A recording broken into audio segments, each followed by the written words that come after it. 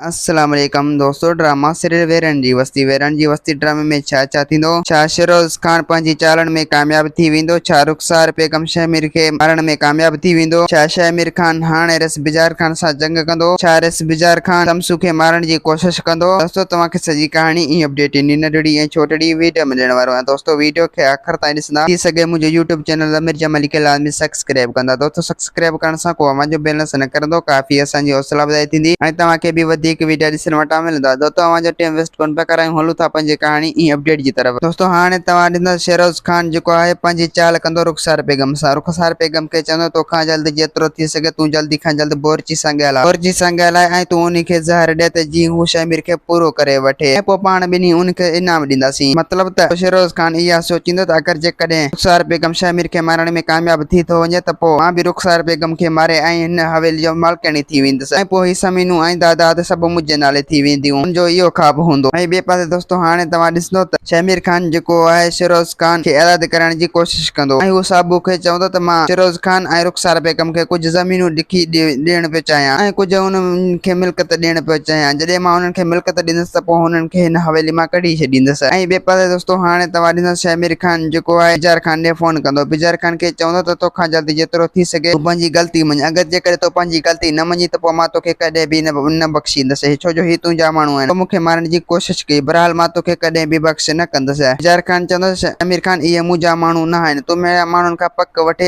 ऐं पोइ मूं मथां हथु खण। अगरि जेकॾहिं तूं ईअं मूं मथां हथु खयो त पोइ मां तुंहिंजा हथ कपे छॾींदुसि ऐं पोइ तोखे मां ईअं करे छॾींदुसि जो तूं आईंदा यादि रखंदे। ऐं ॿिए पासे दोस्तों हाणे तव्हां ॾिसंदो रस बिजार खान जेको आहे शमसू जे मथां ॾाढो कावड़ियल हूंदो। शमसू खे चवंदो त हाणे मां तोखे कॾहिं बि बख़्श न कंदुसि, छो जो तो शामिर जे हथां मूंखे मारण जी कोशिश कई। बहरहाल ईअं थी कॾहिं बि न सघंदो। हाणे त मां तोखे कॾहिं बि ज़िंदा न छॾींदुसि। दोस्तों उम्मीद आहे कहाणी आई हूंदी, तव्हांखे पसंदि। असांखे ॾींदा हाणे जा त वरी तव्हां सां मिलंदासीं के नई वीडियो में। ख़ुदा हाफ़िज़।